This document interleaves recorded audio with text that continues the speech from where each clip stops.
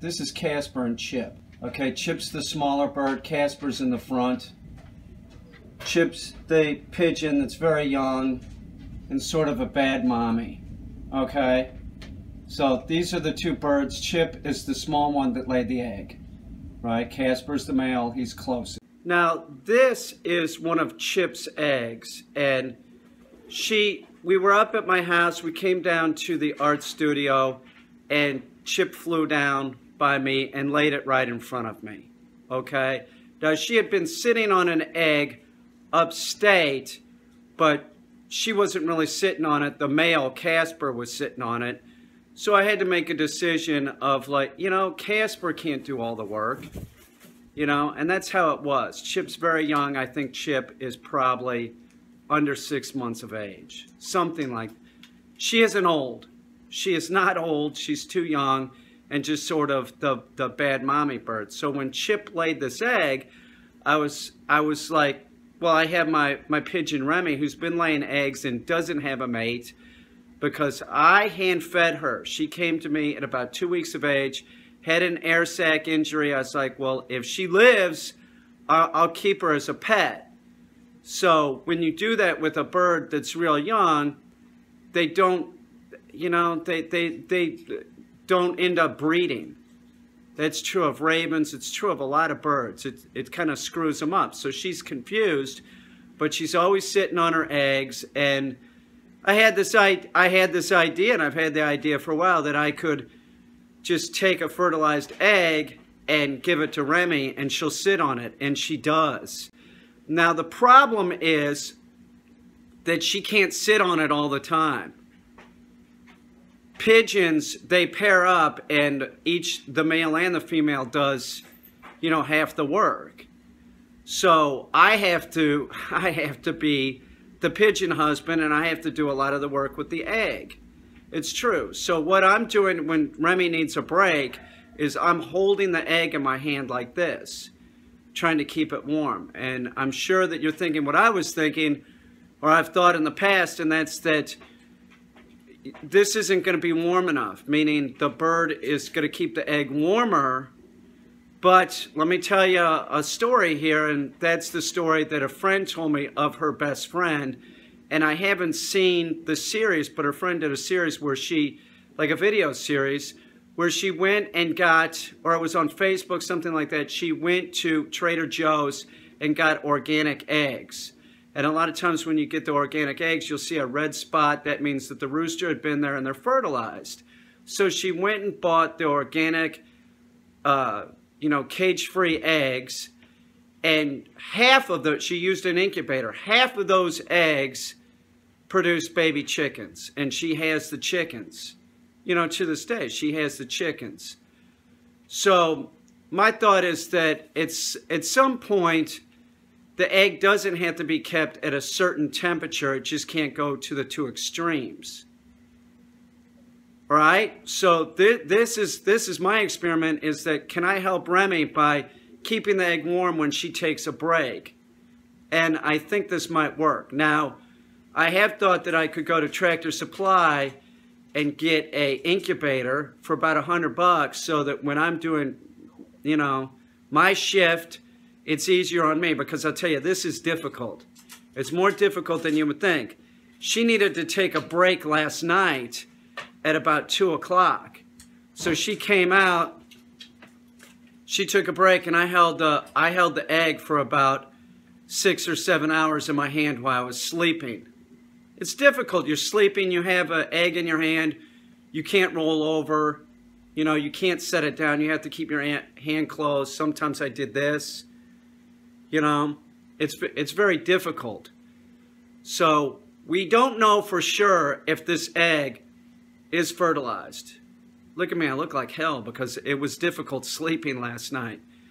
We don't know for sure if this egg is fertilized. Now, I would assume that the egg gets less translucent as it goes because it's, you know, producing a body. So I'm assuming it takes about 17 to 20 days to get the egg to hatch.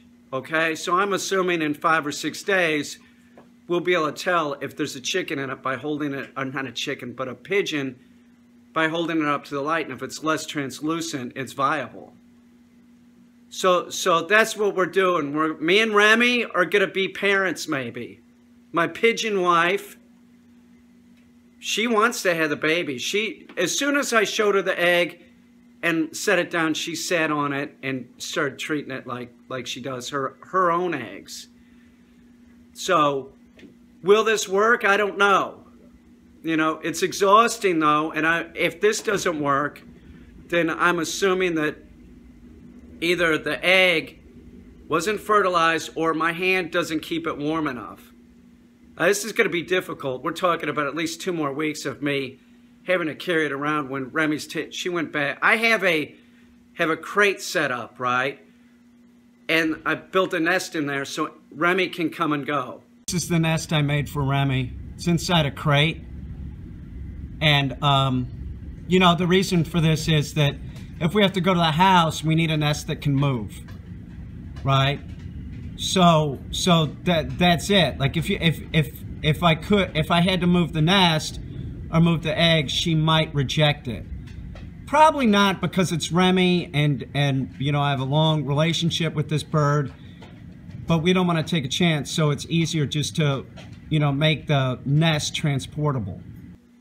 So she went back into the crate door's open, so I'm going to go give her the egg again, and she can take over and keep the egg more at a proper temperature. But that's what I was thinking, like if a bird lays an egg, you know, it's probably going to be warmer on the top and, you know, colder on the bottom, meaning if it's in a tree, there's going to be cold air coming up, or if it's a goose, it lays an egg on a nest, you know, in a pond or whatever, that, you know, there's going to be cold air coming up. So it might not have to be as consistent as an incubator. I don't know, you know. I'm real worried that it is going to hatch, and then we have another problem too, is because the male pigeon will help feed it, which I fed Remy at 2 weeks, and I've fed baby birds and keep them alive. But, you know, like what is my job as the male pigeon? Do I help out? Like, do we remove? I'm just going to let her deal with it for the first day, you know, let her do whatever, get the first initial feeding in it, and then I'll probably start feeding it with neonate or something like that too. You know, supplemental feeding, but have her do most of it. To be sure, you know, Remy is doing most of the work. She's not doing as much as Casper was doing when Chip was being the bad mommy. I'm a better pigeon husband than Chip was being a pigeon mommy. She's just so young, you know? I mean, it's like a 14-year-old human girl can have a baby, but does that make for a good parent? No, it doesn't. So Chip will probably be a great mother. Birds have great instincts. We just need to give her a few more months. That's Chip and Casper talking. They groom each other. It's very beautiful. You know, they're in love. She just had, I remember when Remy started laying eggs, that she would kind of come and go more than she will. Right now, you know, I mean, like, this isn't even her egg, and I gave it to her, and, you know, I said, Remy, do you want to sit on this? And she went right for it. One thing that I want to say about birds is they understand language better than, well, dogs don't understand language, they understand tone. Birds understand language, so I sort of speak to birds like I speak to a human, and I say things repetitively. That's what they're into. They're into repetitive motion, like head bobbing, stuff like that, eye blinking like that. And when you speak to them, you can speak English. They can pick up on words and understand words. If you repeat the words, they start getting it, what you're talking about. Not like a parrot, like that parrot Alex could not only understand words, but repeat the words and use the words, you know, in a proper way. But a pigeon, all pigeons are smart. All birds are smart. This is a fact. They are. They're smart. They're one of the smartest animals on this planet. You know, the term bird brain really isn't, it's different. It's different than mammals' brains, but they're very bright. They're a very bright animal. people put too much, it's the truth, people put too much upon the intelligence of the animal. That's not really important, especially when you're talking about a dog. You want a dog that will follow commands, that's loyal, respectful. You don't need a problem solver. You know, it's the truth. So I'll keep you updated on me and Remy's baby.